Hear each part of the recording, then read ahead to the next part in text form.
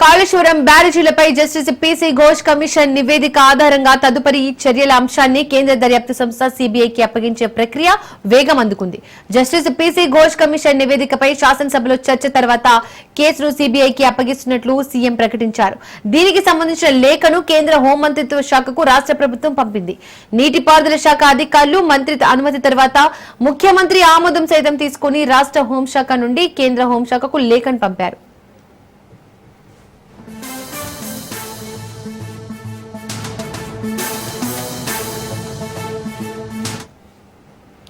కాళేశ్వరం ప్రాజెక్టులో భాగంగా నిర్మించిన మేడిగడ్డ, అన్నారం, సుందిళ్ల బ్యారేజీల పనుల్లో అవినీతి అక్రమాల కారణంగా ప్రజాధనం భారీగా దుర్వినియోగమైనట్లు వచ్చిన ఆరోపణలపై జస్టిస్ పీసీ ఘోష్ కమిషన్ విచారణ జరిపి జూలై 31న నివేదిక సమర్పించింది. బ్యారేజీల నిర్మాణంలో జరిగిన తప్పులు, అవకతవకలను కమిషన్ వెలుగులోకి తెచ్చింది. అనేక లోపాలు, అక్రమాలను గుర్తించింది. రాష్ట్ర మంత్రివర్గ నిర్ణయం మేరకు నివేదికను శాసనసభలో ప్రవేశపెట్టి చర్చించారు.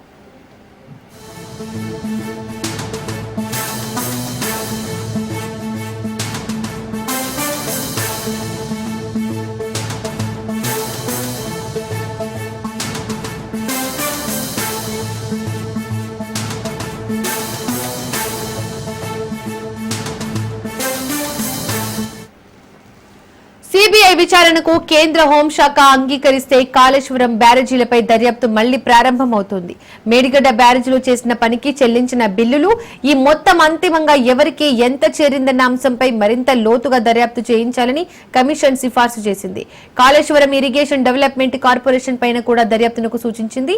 మేడిగడ్డ బ్యారేజీ 7వ బ్లాక్ ను తిరిగి నిర్మించడంతో పాటు బ్యారేజీ మరమ్మతులకయ్యే ఖర్చును నిర్మాణ సంస్థే భరించాలంది.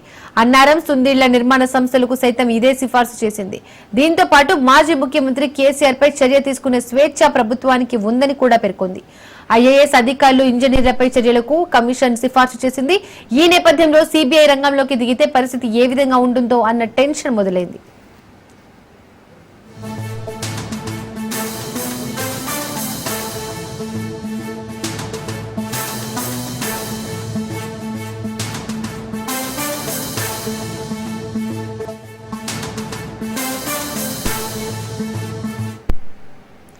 తెలంగాణలో కేసుల విచారణ చేపట్టడానికి సీబీఐకి అడ్డంకులేమీ లేవని ముఖ్యమంత్రి రేవంత్ రెడ్డి స్పష్టం చేశారు.